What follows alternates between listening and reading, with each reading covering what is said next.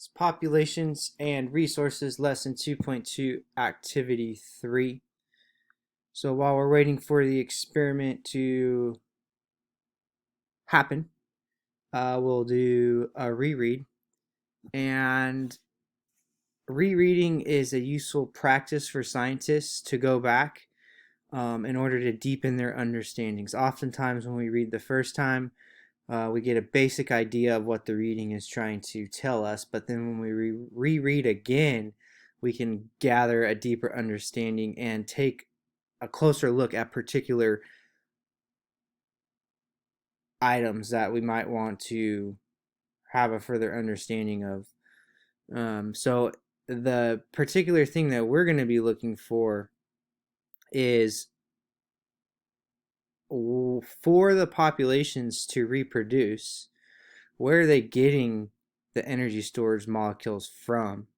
And what particular activities are they doing in order to get the energy storage molecules?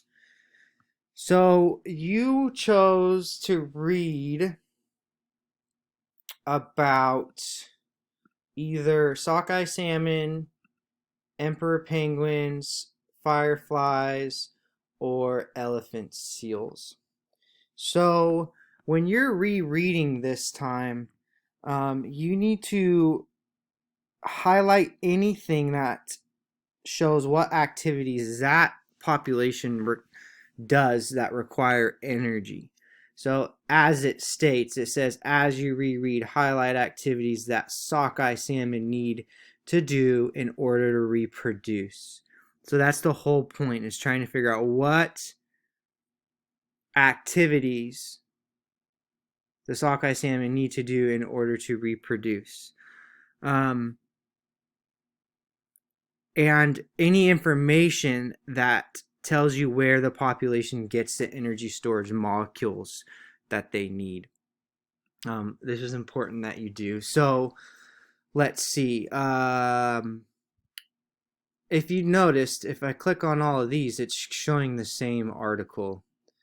Well, it's showing the same article. So what you have to do is you might have to scroll down and click on next until you get to your article. So if you happen to be on this page and you're supposed to be reading about emperor penguins, when you click in here, this one's not loading for some reason. So let's just go here in order to save some time. So again, you can see that this is not fireflies. So we need to scroll down and we need to click next until we get to fireflies. So that's how you'll do that, and you'll get there and you'll highlight anything that tells you where the population gets energy storage molecules they need to do the activities required for reproduction. And when you're done with the reread and doing that,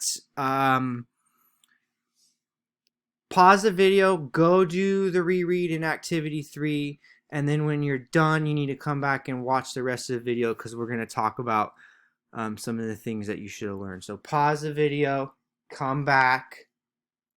When you're done, go to lesson 2.2, activity 3, do the reread, do your article, find that information, and then come back and start playing. So now that you have reread your article and you've gathered some evidence about where your population gets its energy storage molecules, we're going to talk about all of them together. So in class, I would have asked you guys to tell me these answers, and so we're not doing that.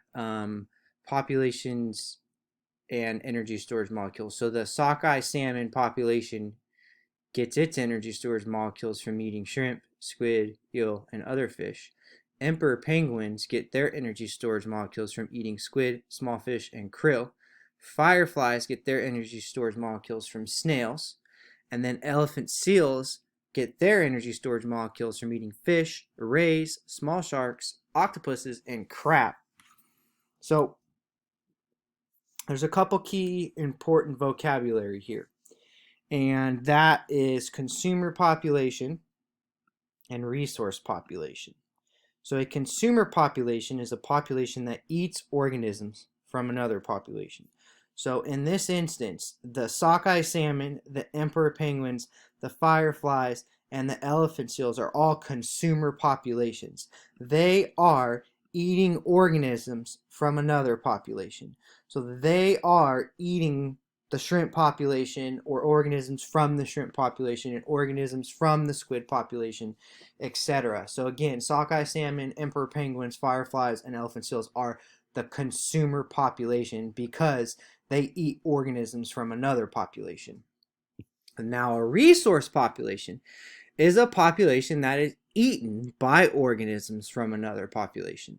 So in this case, the shrimp, the squid, the eel, all of the things down here that are eaten by another population are the resource population. So basically, they are the resource for energy storage molecules for these consumers.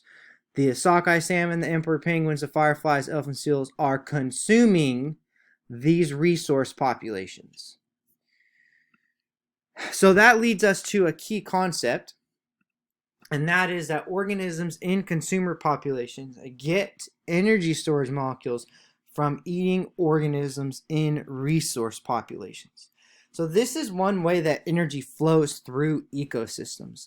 So we can track the transfer of energy in each of these populations' ecosystems from resource population to consumer population. And so basically what that means is that you can track the flow of energy.